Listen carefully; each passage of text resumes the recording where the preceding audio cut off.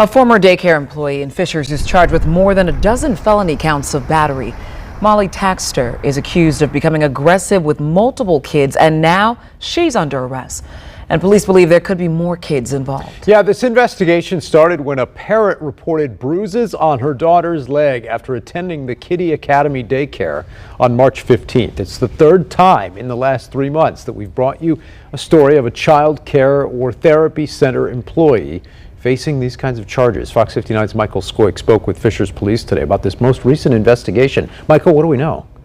Hey, Dan and Bierschel, this all started after the child's parent met with the daycare and reviewed video from the classroom. Now, court documents say the video showed Taxter shoving the child's head into a changing table, slamming her down, and covering her face with a blanket. Most concerning, court documents detail more than 30 instances of questionable behavior caught on video between March 6th and March 15th, all of which involving Taxter. Kiddie Academy Daycare fired Molly Taxter immediately after a reported incident of abuse. According to court documents, Taxter told police she was aggressive and burnt out after working with children for 6 years, citing March 15th as a bad day. This is one of those absolutely tragic events that is almost inconceivable how somebody could harm a child. Record State Fishers Police reviewed other videos where Taxter dragged children by their arms, handled them roughly, pushed them, and threw them to the ground. Kiddie Academy Daycare declined an interview, but sent us a statement. It read in part, quote, "Our team is dedicated to sound leadership decisions, swiftly addressing concerns, aligning with local licensing bodies, and ensuring that the trust of each family is earned and maintained."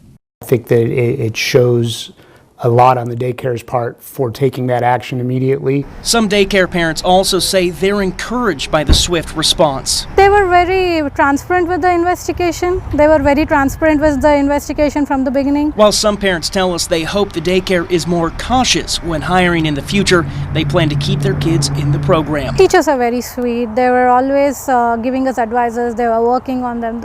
There is no problem in our classroom. Everything was great in my daughter's classroom. Experts say abuse is always preventable, but parents should never let down their guard. So we just have to constantly continue to check, to do our due diligence, such as doing background checks, asking these facilities, are they doing background checks on staff members? Meanwhile, Fishers Police are still investigating. Our biggest concern right now is that there is the potential of victims that we're not aware of.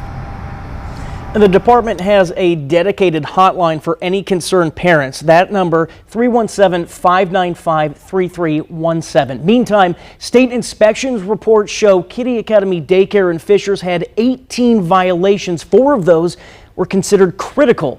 The daycare received a critical violation in March 2021 for having purses and diaper cream in locations accessible to children.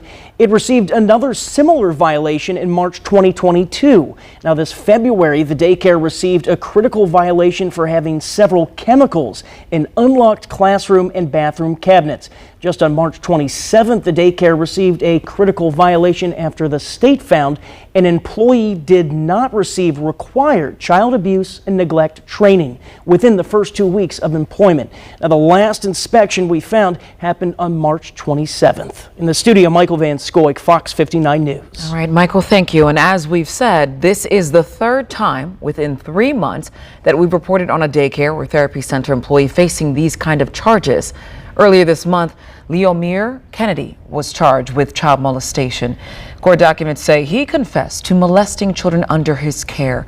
Kennedy worked at the Hope Bridge Autism Therapy Center in Greenwood. His next court date is in May. And in Cumberland, the former executive director of a child care center pleaded not guilty in February to multiple felony charges. Those include neglect of a dependent and reckless supervision by a child care provider.